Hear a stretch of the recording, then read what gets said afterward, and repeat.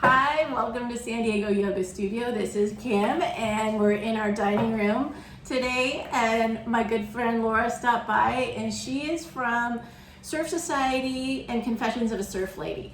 So we're here to talk about surfing and her journey in her yoga practice. So, Laura, how did you get involved in surfing? I mean, that's the big question. I was first. like, oh, yoga. It's a whole. Okay. I think it all works together. I mean, Yeah. you had to start someplace to lead us to here. Yeah. Right? So I've always loved the ocean.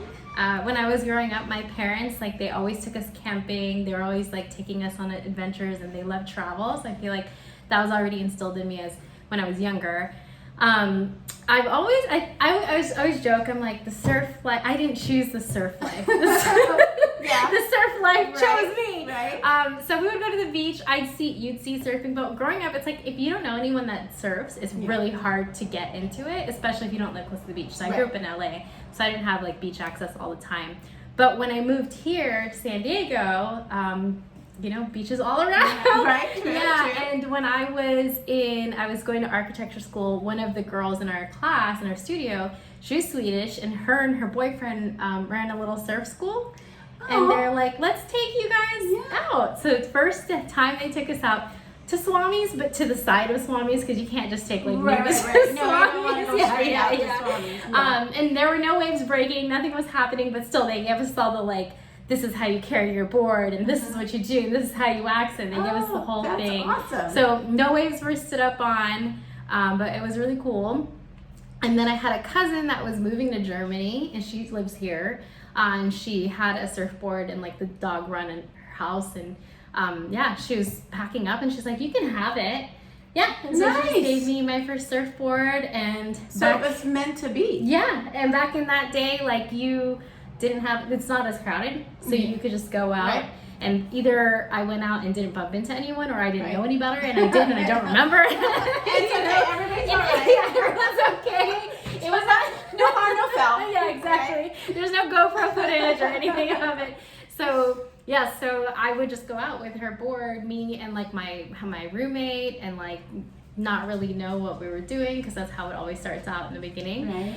And then I dated a guy who was a surfer, and that's kind of actually how we started hanging out, because I knew he surfed, and I was like, I really want to go. And so him and his friends would take me. And then eventually I was like, I really, I think, prefer to surf with women that maybe are my own level, because they've been surfing for years. Yeah, and that's always hard, because you feel like you want to compete, but you can't really compete, and they're all doing their thing, and they're telling you to do stuff that's maybe not in your level of practice, and so it's just I get it. Yeah. And they're all paddling out, and you're stuck inside. It's it's a whole thing. So I was like, I just want to. It would be really cool to surf with women who are the same level as me.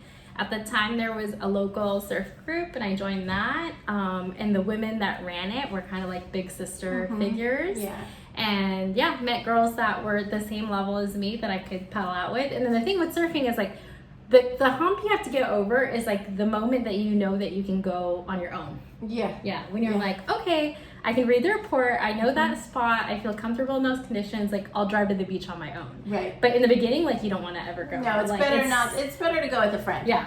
Always swim with a friend. Yeah. I mean, unless, safety first, people. So I want to make sure that's a thing. But until you feel confident in the water, it's always best to go with your friends, which makes perfect sense, right?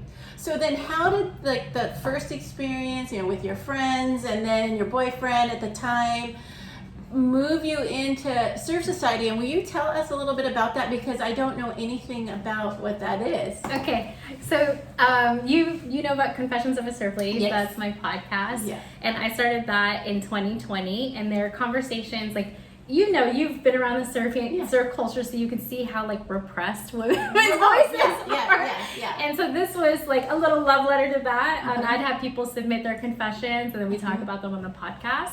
And at that time, this is the start of maybe social media getting a little bit more momentum. And then from there, I had so many people messaging me about just connecting because of Yeah. the podcast. And I was like, oh, it would be really cool if like these women could all come together. Okay. And I was like, is there a way I could do that? And maybe I could do it on like an actual digital platform.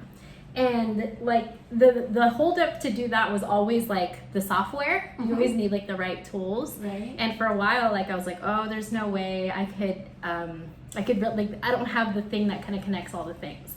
And during COVID, me and a friend, and she ran an account called The Ocean is Female. Mhm. They featured women surfers. And we did this thing called the Daydream Virtual Surf Retreat. Uh-huh. And basically it was on Zoom. We had these like funny morning shows where we'd tell the surf report. We'd be like, it's really sharky out there. You don't want to go. Because we weren't That's allowed so to be fun, the beach. right? Yeah. So we had all this corny stuff going on. And no, everyone was home, so they weren't Yeah, doing anything else. right. And so that actually unknowingly became like the predecessor to almost like a beta run to the Surf Society. Oh, that's so interesting. Yeah. I had no idea. Yeah. That's very it's- cool. And we ran You're that. a woman of mystery. I love it. I love it. We ran that like out of Google Drive and like random links. You know, it was super disorganized. Yeah. Um, But you did it. we so I did think it. that's Yeah. what's cool is that you took the chance. You took a chance to go in the ocean, and you know it's hard to stand up for the first time, and it just kind of led into this. Oh thing. yeah. So we did that, and I remember at the end of that, we're like, can we turn this into something more? And the limitation was always the tech. Like, Yeah. where I was like, there's no way we could like take tons of payment and do this out of Google Drive. Right. Like we were taking like rent, you know. So the answer was no at the time. Right. And then when I was circling back around, I'm like, oh, I'd love if I could have a community for the podcast. I then finally came across the technology, the apps that would allow me to do something Right. like this, which is basically almost like your own private little Facebook. Right. Right. And so I started asking women, like, what do you want out of it's a virtual community. Right. And everybody says they want to get better at Nice. surfing. Yeah. Right. So what we do is we have quarterly themes. And like right now, our theme is called the Nose Ride Blueprint. Mhm. So it's like no one's gonna nose ride in 6 weeks, but No, probably not. But, yeah. you know, it's a goal. Yeah. Right. And for those listening, nose riding is like the most quintessential, iconic like surf maneuver where you're on 10 toes over the nose, like hanging 10. Yeah. But everyone aspires to, Yeah. and a lot of it is that knowledge gap. And if you didn't grow up in surfing and no one could pass you down that knowledge, Right. like where are you gonna get it? Yeah. Nowadays you could hire a coach, I guess, or watch tons of YouTube videos. So what we do. Sorry, people. That's our dog, and he's just jealous because he's not getting to play. What we do is we bring on mentors. So we like explore different topics and just like give women a space to ask questions, get their videos reviewed, be in like a space of like-minded women who are like really interested in improving and in culture and like empowering each other. So it's so That's cool. really Yeah. interesting. I had no idea that anything like that exists. And so, how would you find that? Do you just look it up on like Google search? How would you find Surf Society? Some people have found me on Google, which I think is like really Yeah. interesting. Uh-huh. But most of them are like listeners from the podcast. Oh, okay. Yeah, they're from the Okay. podcast or from Instagram. All right. Yeah, those Well, are like the. that's fascinating to me. That you know you took a step and jumped into it, and you have this online community, and you're really helping other people be better at something that they love, obviously. So I think that is so cool. So then, how did this come into? How did you find your yoga practice and San Diego Yoga Studio? Yeah. So I always loved yoga since when I was younger, when I would go to the gym with my mom when I was like 16, you know, and she has her routine, right? Uh-huh. And so I would I would go into the classes. There was a yoga class there, Yeah. and I remember I was like, oh, this is really cool. And it's so funny because I was 16 at the time. I'm 37 now, and I remember sitting next to this lady, just like we are now, Uh-huh. waiting for class, and I was like, so stoked on yoga. Yeah. Never. This is great. I don't know, love I it. just learned about it. And I'm like, oh, this is like so cool. I was like, how long have you been doing yoga? And she's like, oh, I don't know, 20 years. And to me, I'm 16. Yeah. 20 years sounds like forever. Forever. Yeah, I was like, whoa, that's so cool. And I just realized, Yeah. I'm 37. Nice. So Yeah. yeah. It just happens yeah. like that. But all of a sudden, it's like, oh my God, it's been that It's long. been 20 years. Oh my gosh. So that's at that gym, that's where I started taking yoga. And then I would find it in like my life in different times. Like I had a Bikram run Right. for a while. Yeah. And I was like 21. Sorry. You can do anything for 90 minutes until you're 21. Which I realize now is probably not like the healthiest thing to do with your body, but Right. and then I've done, I'll do an app or go to different classes and stuff like that. But I think San Diego Yoga Studio is something that's very sticky because it's from all the different kinds of yogas I've dipped into, Right. this is the one that I've like really stuck with. So do you feel that it helped your surfing? I mean, has there been a significant change in your surfing since you started doing the practice at the studio? So when you're surfing, like you could get tossed around a lot, and a lot of it depends on like your flexibility. Like the combination of flexibility and strength, which I feel like Iyengar and what you do in San Diego Yoga Studio gives you. So I'm 37. I get tossed around. I mean, I'm having a little aches and pains right now. She used to go to class. Yes, I do.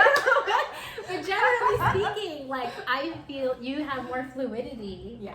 I mean, even like not even just on the way, but like if you have to carry your board down the street a couple blocks, or there's no parking and you're walking, like that's strength you need to be doing it correctly, so you're not hurting yourself. Right. But I feel the biggest thing is just like the fluidity of my body and my movements in the water. So you feel like more connected when you're surfing. Yeah. You don't feel like, maybe nose riding is not that far away because your balance and your strength are so much better than if you didn't do yoga. Yeah, I'm assuming. absolutely. Yeah. And it's also not just because you're flexible, but in your studio, you learn about what your body feels like in different positions. You learn about these like micro adjustments all the time, and those things translate into when I'm like, how do I execute that maneuver, and like, oh, it's this body part needs to be back more, or, like you analyze stuff because you have the information of your body. Right. Yeah, and something that I didn't get to tell you one day, but I used to do Muay Thai when I was a teenager, and I was at the Y, and I was just like punching the bag and stuff. And when you're in boxing, they want you to cover your chin and cover your face like this.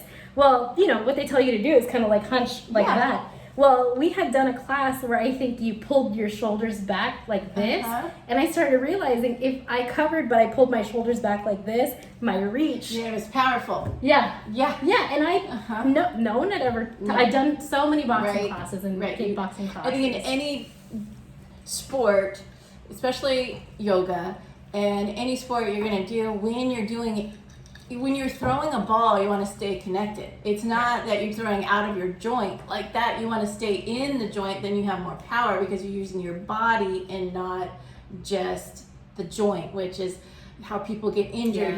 People get injured paddling. They get their shoulders messed up. Their necks are messed up because when they're paddling, the shoulders aren't going down. They're just kind of they're hunching, right? And then their low back is messed up. So as far as when you're practicing yoga, you learn all those like, oh yeah, I just have to have good posture. Yeah. Who knew? Oh, I'm doing it now. I know, right? But I think that is such a big point about the practice of, we do the yoga in the style of BK Iyengar, which is basically an alignment-based practice. So your alignment is key, and if you don't have these little keys and tools to take with you, then your yoga practice is going to be different. But you can take your tools with you, and it can go into other aspects of your life, like your surfing or your running or whatever it is you choose, or boxing, whatever you choose to do with your, it makes it better. Yeah. And even other yoga classes where in the past there's some yoga classes like I'll do like a class with a friend or something. And sometimes like I did one a couple weeks ago at Sunset Cliffs, and I'm taking what I learn at your studio into that practice to make that practice safer, because that instructor might not actually have as much knowledge around everything, right? The right cues. But I'm using like how I know it should be done for my body in other places. Yeah, you have to it's a thank you. Yeah. Well, I mean, Because your poses are going to look amazing, you know, and you're not going to hurt your shoulders and you're not going to hurt your wrist because you know how to protect yourself. And I think that's a big part of practicing Iyengar yoga is you learn so many things that and also how to just decompress. When you were saying that, you know, when you wipe out and you're tumbling around, there's also this sense of release. You have to let go and let yourself be tumbled. Yeah. Because if you try to fight it, then that's when you can get hurt as Yeah, well. yeah. Or you panic and you're like, I'm gonna drown. So you just let go and you just let the ocean take care of you and you'll just float back up to the top. So there is that. So there's that sense of, oh, okay, I just have to let go. I don't have to tense up in this situation, which I think is very helpful. And that's part of yoga practice too, is learning there's opposites. You know, you contract where you can, you relax where you can. It's yoking the union of opposites. So I'm so happy that yoga has been so helpful to you. And it's always great having you in class. So thank you for coming and talking with me. Absolutely. And if you'd like to check out Laura's Surf Society and find her podcast on whatever you get your podcast from, you know, check her out. She's wonderful. And thank you. If you think anything was helpful for you today, please like and subscribe. And thank you so much for joining us, and talk to you soon.